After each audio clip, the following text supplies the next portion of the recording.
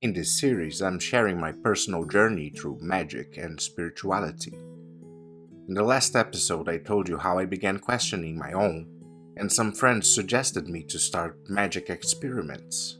In the first few months, through meditation, I began experiencing expanded states of consciousness and understanding.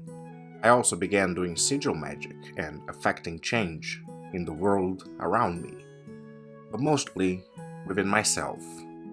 Losing weight, becoming more confident, achieving spiritual experiences, and a few others. At that point, I believed in magic. Maybe not as we learned to expect from TV shows, but at the very least, I was able to impact my own being through magic. At that point, I was reading Liber Abba, the book 4, from Crowley. Under its inspiration, I began understanding a bunch of different ways that magic could be enacted.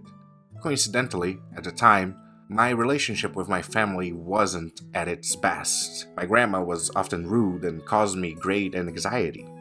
Being specific, she didn't respect me as an adult, which caused me great pain. Eventually, I, guided by my intuition, meditated to achieve gnosis as Liber had taught me, and then I did a prayer in which I wished to align my will with the universal will, aligning microcosm and macrocosm in order to manifest the change I wanted, which was to be respected by my grandma. The very next day, it was like the exact opposite was happening. She was even more stressed out and lashing out of me. It felt like, holy shit, I did that yesterday and made the situation even worse. But something within me was different. I had the usual frustration, but for some reason decided to confront her with sincerity. I went to her and I asked why she behaves in such a way. She was, as usual, rude, and I began crying. She saw how disrespected it made me feel when she gets pissed and throws it out on me. When I began crying and was vulnerable, she saw how deeply it affected me when she didn't control her rage. Her facial expression and tone changed completely. She said she was sorry and that although that's her way, she would make an effort not to do that, and now that she has seen how it affected me. Before, I would always swallow my rage, frustration, and sadness when anything like that happened. It felt like it was the silliest of her lashing out episodes, and it was the very first time where I was moved to be vulnerable and show her how it really made me feel. We understood each other much better that day, and a lot of things have changed. Some things I think even she doesn't realize, but she became much more respectful towards me, much more inclined to listen to my opinions and follow my advices.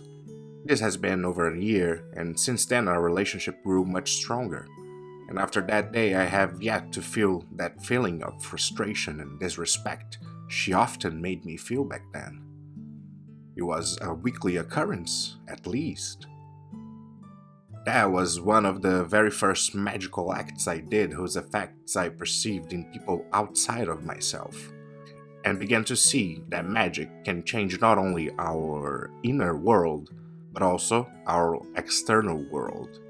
This event inspired me the following entry in my grimoire, which I will now share with you.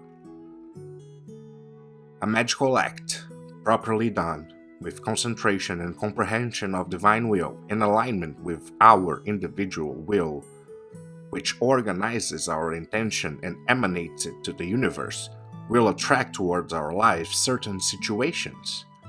During such situation, if our acts are still aligned with the will we put forth, we can manifest our desires.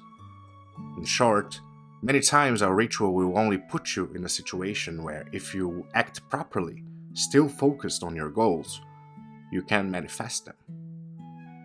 This manifestation is incentivized by our mundane actions that harmonize with our magical intent and act. My perspective on magic was expanding. I was watching a lot of Foolish Fish, Esoterica, Mage Space, and a bunch of others on YouTube. Eventually, I've heard of Servitor magic. I read Damon Brand's book about it, and since I was already comfortable with sigils, the whole process felt easily doable.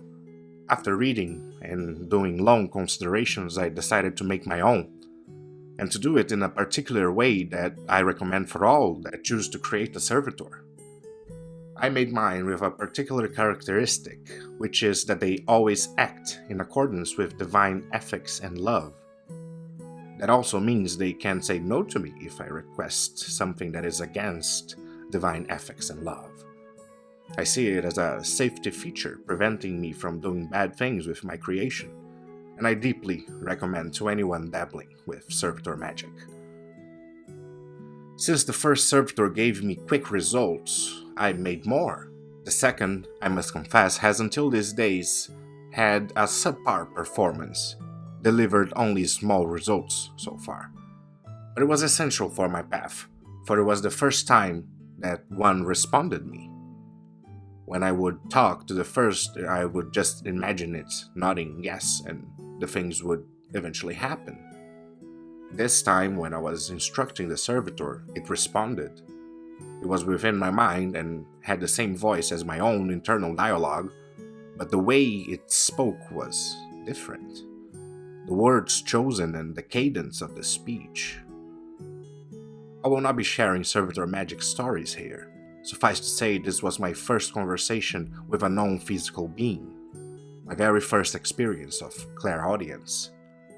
I spent a few months getting the hang of talking to entities through my servitors, created a few more and kept experimenting a while longer. The next few months, I was still experimenting with sigils, servitors, and meditation. Of course, I also kept studying. I read what so far is my favorite book, Tantra Illuminated, which, by the way, I have already made a video about it. I also read Dogma and Ritual from Eliphas Levi, which eventually led me to research and learn Goetia, dealing with demons. After I read Crowley's Goetia and the even more modern Demons of Magic, I felt ready to begin practicing, but I think this is enough for today's episode.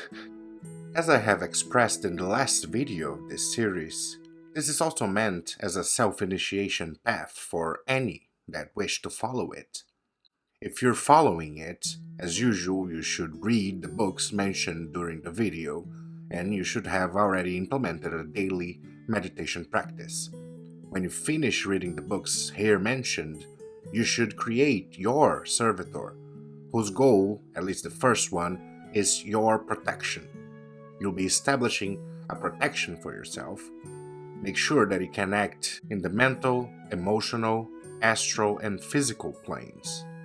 It's always nice to have entities at your side ready to defend you, and that will likely be useful in further magical experiences, especially if, like me, you decide to eventually experiment with demons.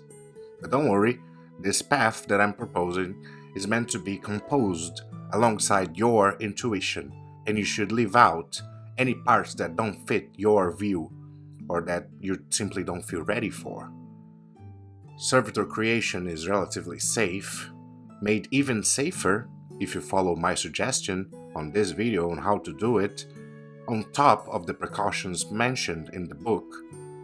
So when you're proficient at sigils, I think Servitor magic is a good expansion upon that. Of course, I wish you all of the best, and may all that truly follow this path that I'm sharing with you have my blessings. Thank you for listening until the end. Leave a like, subscribe. Also, I love to hear your opinions on the comment section and your own stories about magical things. In the next episode, I'll go through my journey with Goetia. Not all of it, of course, but I intend to share 2 or 3 of the most interesting experiences I've had with it. My very first Goetic invocation, and the time a Goetia demon attacked me and tricked me for a while, and how I had to solve the whole thing. Bye.